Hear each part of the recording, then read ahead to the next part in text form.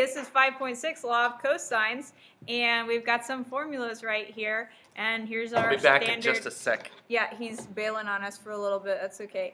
We've got a little, but Jack wants to. You want to come in and guest star in our video? Here comes Jack. He's going to guest star. We're talking about Law of Cosines. Come on, Rachel, you can be in it too. All right, so these are our formulas that these work out, and remember that we can use this for side, or side, angle, side. Either of those situations. So here's how this works. Example 1, solve triangle ABC, given that A equals 11, B equals 5, and C equals 20. Well, if we look at like this triangle, that means this side's 11, this one over here is 5, and then C is 20 degrees right here. And so that's a side angle side situation. We can totally solve this with law of cosines. So we might ask ourselves, how do we choose which of the three formulas to pick? And so we pick the one that we know the angle for. Okay, we know angle C, so we're going to pick this one right here to use. Okay, got it? Everybody got it? Okay, and don't worry, I made sure my calculator was in the right mode this time, so let's fill this in. We don't know what C is, but we know that A is 11. We know that B is 5. Okay, and we just fill in this whole shebang. Well, everything on this side is filled in, so we just type that into a calculator. You got to be kind of careful. I mean, your calculator needs to be told to do the right thing. 11 squared plus 5 squared minus 2 times 11 times 5 cosine 20 degrees. Again, it is in degree mode. You have to go to mode and check. And what we get then, because I didn't square root it yet, we get that C squared is 42.634. And then there's a lot more decimals, so second square root, second answer gives us 6.529457. Can you really see that over my shoulder? Yeah. Wow, that's impressive eyesight. I'm eating carrots, so. That's totally related. C equals 6.529. Now, once we know that, we can do one of two things. We can keep using the law of cosines, or we can actually go back to using the law of sines. And so what we want to do is we want to make sure that we know the biggest angle actually first before we switch to law of sines. So we need to know what angle A is here, so let's do that. So that's this first one. Okay, so always make sure when you're using the law of cosines that you know the biggest angle. So we're going to have A squared, so that's 11 squared equals B squared, so that's 5 squared, plus we just found C. We are going to end up having to use information that we found ourselves, so that's kind of unfortunate, but you know, that's how we roll sometimes. Cosine of A. So what we have to do to solve this is we have to subtract the 5 squared and the 6.529 squared over. Okay, that's going to be our first step. We're trying to get A by itself over here. So we've got to get these over to the other side. So on your calculator, you can do 11 squared minus 5 squared minus, and if you still have that in your calculator, you can actually do answer squared, which I do. Okay, and so that gives me 53.366 equals negative 2 times 5 times 6.52259 cosine A. Well, all of this in front of here is multiplied by cosine A, so what we want to do is we want to divide by all of this on both sides. Right? So I'm going to divide this side by what I have over here. So I'm going to divide, put it in parentheses, negative 2 times 5 times 6.529457323. And that gives us that cosine A is negative 0.817, and that decimal keeps going. And so if we want A, watch the little OSU there. Oh, that's exciting. So we do inverse cosine of what our answer is, that decimal there, and we get that A is 140. Oh, oops! That was almost bad. A equals, I pressed the button. 144.817. Okay, degrees. Now, once we know aside an angle, we know this other angle, we can just do 180 minus 20 degrees minus what we just found for A, and that will give us what angle B is. So, hey, what's up? Just making a video. You know, probably. He's probably coming back. He said he would. Okay. Anytime now. Okay. All right, so that's all 3 parts. So, and that's the law of cosines. Okay. All right, second example for law of cosines. We've got a new person here, Jensen. Say, Hey! okay. It's me. Side, side, side is what this one is. Now, you have to be careful with side, side, side. We have to check and make sure this really is a triangle. So, for it to be a triangle, if you add up 2 sides, that has to be bigger than the third side. So like 9 plus 7 has to be bigger than 5, 7 plus 5 has to be bigger than 9, and so on. The other way is if you start solving this and then you get like an error, then it probably can't be a real triangle. So yeah, so okay, whenever we have this, we can really choose to use any of these 3 formulas to find any of the 3 angles. We want to pick the biggest first, because after that we can go back to using the law of sines instead of the law of cosines. No, we can't. Free country. Okay, so we want angle A, which means we're going to use this one. So 9 squared equals 7 squared plus 5 squared minus 2 times 7 times 5 times cosine of A. We solved this. So we subtract 7 squared and 5 squared over. So pull out your calculator. 9 squared minus 7 squared minus 5 squared. I didn't come prepared. Yeah. That's 7. What a weird number. I was not expecting that. Minus 2 times 7 times 5 times cosine A. We doing a video? Yeah, we're doing a video right now. Again. Yeah, Jack's back. Hey, Jack. Divide by all of this stuff that's in front of cosine A on both parts. Both sides, I mean. So cosine of A is 7 divided by, remember to put the bottom in parentheses here, and then you get negative 0.1. So we have to find A, take the inverse cosine of both sides, so do second cosine, second answer, and you get A is 95.739. Yeah, magic. 7048. Yeah, okay. So once we know the biggest angle, we can either keep using law of cosines or we can go back to using law of sines. And so let's try using law of sines. We know that sine of 95.739 degrees would be over A, which is 9, equals sine of B over 7 equals sine of C over 5. We just got to cross multiply here. So like 9 sine B equals 7 sine 95.739. And divide both sides by 9. And then we'll inverse sine that because we're trying to find B and we have sine B. Second sine 7 sine, second answer because my answer's still in there, divided by 9. And that gives me that B, because I just did that all at once in my calculator, no rounding error, because we don't want that to happen. Okay, 50.704. So once we know 2 angles, we just subtract those 2 angles from 180, and that should give us C. I think the law of cosines is way easier to use. There's only one answer you can get. Well, what I said was you have to use it once to find the biggest angle, and then you can go back to the other way, or you can keep using the what are we talking about? The law of cosines. Law of cosines. Yeah, 7, 3. You can use it as many times as you want to. Yeah. Sometimes so it's up easier to go to you. law of sines. Absolutely. And this was C. There we go. That's a side situation. Woo! Whoops, sketchbook. Sketchbook. Okay, area of a triangle. We've got 2 different ways to find area of a triangle. This is when we don't have a right angle height kind of situation, because remember that if you know the base and you know the height, you just multiply those together and you times by a half. Yeah. But this is a situation where like you don't know that height, I think, is probably the biggest issue, right?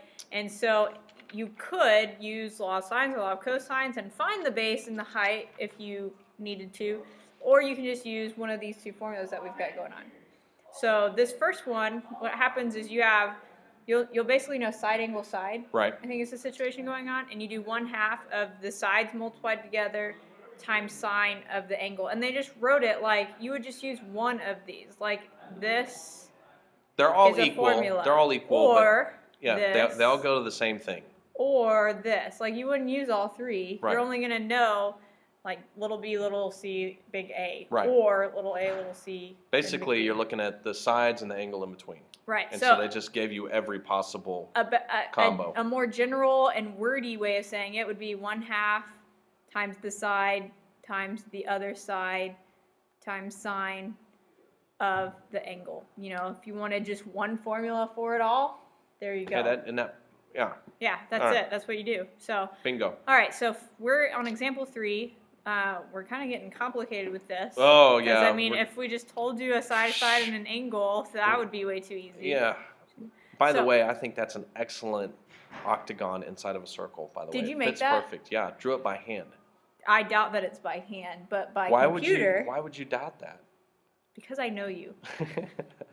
Find the area of a regular octagon. Octagon has 8 equal sides, 8 equal angles, inscribed inside a circle of radius 9 inches. So we've got a 9 circle, inches. And to go out to the circle, like say to this point perhaps out on the circle, any point on the circle would be 9 inches. But if we maybe pick a couple places that might be most helpful here. Hey, both of those are 9 inches. Oh wait, look at that. We got a little triangle. Damn, we got a triangle with triangle 2 sides. Hey, can we figure out the angle in between? Well, I'm thinking maybe that's where the 8 equal angles comes in. Now, Shut the front door. I'm not sure. Let's map it out here. I think there's 360 degrees in a whole circle. If we cut. Okay, are there 8 of those sections? 1, 2, 3, 4, 5, 6, 7. There are 8. So you're saying a circle is 360. We know that to be true. I'm just going to double check this. So 360 divided by 8. Divided by 8. 45 degrees. That can't be right. What? Hold on, let me check. Why would that not be right? Because we did it the first time and it was 45 degrees? Yeah, look at that. I mean, we match. Okay, so we've got side angle side. All right, what are we trying to find? Area of the octagon. So if we find the area of one of these triangles. Yeah, times 8. Times 8. Okay, how do we find the area of this triangle? At first I was like, we got side angle side there. Yeah, side angle side. Oh, let's put it in this formula. 1/2 I just did the sprinkler. 9. Is that what that was? Yeah, that's what it's called. Oh, I've seen the sprinkler before. I just didn't know that's what you were doing there. You always celebrate when you get a problem right. We could do this without our calculator. Shut the front door. But you wouldn't necessarily have to. This is kind of a real world problem. So, I mean, you could, instead of putting a square root of 2/2 in there, either from your mind or your unit circle or by drawing a nice little triangle. That is a sharp looking triangle. Wow. Bam. Good hands. Okay, so 1/2 times 9 times 9 times square root of 2/2. You multiply the tops together. It'd be 81 squared root of 2/4. Okay, but that's just one of our triangles. We've got 8 of them. So now, but that's not all. We multiply by. If you act now. By 8. So get a little cross out action. That means 162. 162 square root of 2. Now, this is where I do agree with Mrs. Stevenson. Exact answers are great and all that, but if you told me that was the area of something, I would not. That I actually wanted to know the area of. Like in real life, I'd be like, that doesn't help me out. Okay, thanks. Thanks. So, what's that? Do we know? It says 229 square inches-ish, but let me see exactly what we got here. 162 square root of 2, 229.103. And that is inches or inches squared. All right, that's simple enough. Area of a triangle. We just made it a little more. I'm not sure what I just did there.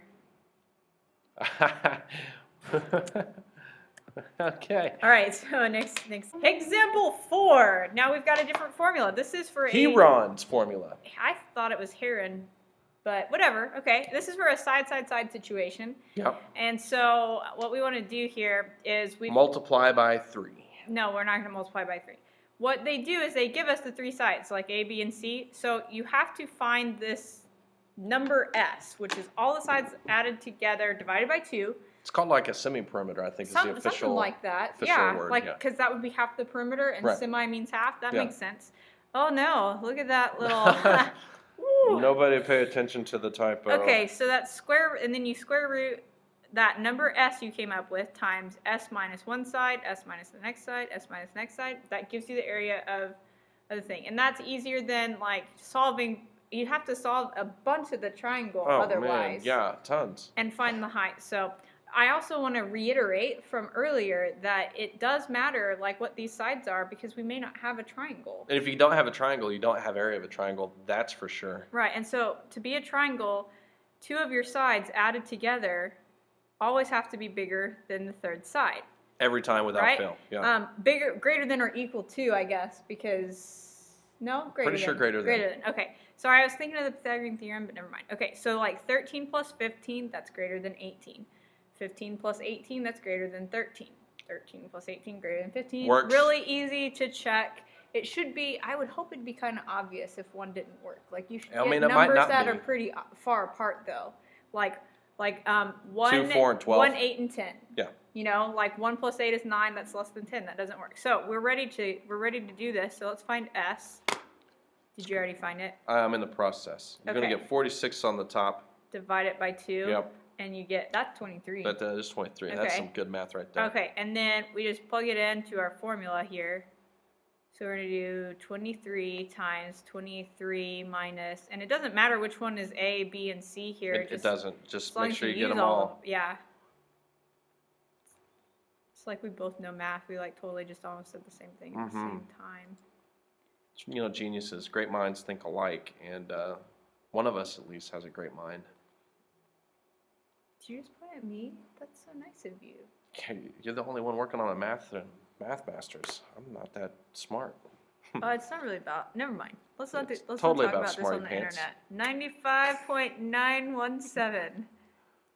All right, and it doesn't give us units, so whatever the units are, they sure would be squared. Squared units. Okay, there we go. Example 4. So you just have to figure out which type of formula am I using to find the area. Should be pretty simple. One has an angle, one doesn't. Find the area. Bingo, bango, bongo. Will you press the buttons?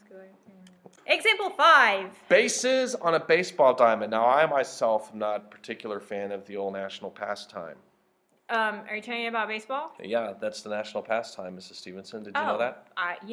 Sorta-ish. Yeah. Okay, so... Play ball! Why don't you talk All right, about so, the problem? I'll get a nice little picture. Bases on a baseball diamond are 90 feet apart. Now, that's a known fact. And the front edge of the pitcher's rubber is 60.5 feet from the back corner of home plate. Now, there have been some rule changes in baseball, and I'm not up to speed on much of that because I don't really follow it. So that may be a little off now, but I digress. Find the distance from the center of the front edge of the pitcher's rubber to the far corner of first base. Now, the pitcher's rubber is that little strip of rubber that's staked into the pitcher's I mouth. drew it in the middle, but it's the middle-ish. Like, we can't take that to be... And that's part of what we end up finding in this problem, I think. Yeah, it's part of the whole process. Right.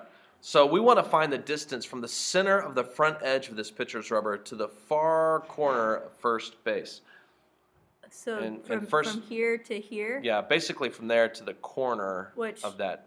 I mean, it's the end of this Well, yeah, because line. the bases should be on the inside, Yeah. so that's okay. I was a little that's all right. flamboyant with my drawing. It's a beautiful drawing. Thanks. But now we do know how far, Bases are 90 feet apart. Right. Okay. Yeah, we got that. Okay, let's label that real quick. Well, can I draw this? I think this front is edge. Okay, front edge. Yeah, front edge of pitcher's rubber to home plate is 60.5 feet. Okay, now I'm going to switch back to my. Okay, so the bases are 90 feet apart. So that's these two situations right here. Yep. Well, all 4 of those. Yeah, actually, we just basically need those 2 probably, so maybe this is 3. 60.5. Right. Okay, and that's what we know. Right there. We know 2 sides. Right. So what we need to find is that distance there from the pitching mound, the pitcher's rubber over to first base. So that guy. Right. We need that. We need that guy. Now, we know cool 2 sides. Cool thing. This is a baseball diamond. Okay. Which means that if you draw a straight line from the pitcher's rubber over home plate, we just cut our diamond, that angle there, into two equal pieces. A diamond is a square on its side. Okay. Yeah. So we've got us a 45-degree angle right here. Bam! Hot dog and popcorn coming right up for K-Steve. And that's because we don't know that this direction, that this way, we are not cutting anything in half. But we do know that this direction, we're cutting in half. Right. And so whatever that angle is, well, and specifically the reason this works is because it's a baseball diamond, but this is really a rhombus. And I don't know technically if diamonds are actually necessarily always rhombuses. You know what? You're correct, probably. But, well... A rhombus with all four sides the same. Right. And it may even be a square. I don't know. But it kind of looks catty-wonka. If that's a real... Yeah, catty-wonka. It's like Patty Wonka. So anyway, this looks like a law of cosines. Side angle side. Hey! That's what we got. We got want to figure out this right here. And so here's how this works is that's the side we're trying to find. Oh, it just equals it already. And, okay, if you need to label the triangle with A, B, and C for the angles and little A, B, and C, go for it and use one of those things. Knock your socks off. But here's what we need to know. The side we're solving for on this side and that angle go together. Right. So because these are across from each other, this is going to work out. It's got to be 45 on that angle. Yeah, so x squared equals one of the sides. Plus the other one, squared. Plus the other one. Minus 2 times both. Right. There's like a really clear pattern here that we're trying to times the cosine of the angle across. So cosine 45 look at that. Then we just type all that in, square root it. Jeez. Let me just... I get 63.7. 63.7 after the square root? Yeah, after the whole square rooting process takes place. That's the answer. This is now remember, when you take the square root of both sides, you get plus and minus of that, but we just need the plus part. Because we're talking about distance. Because we're talking about distance. Positive. That is correct. So that's all we've got for you for 5.6. Happy 5.6ing. Quit touching that thing. I don't know how that happened. Jeez.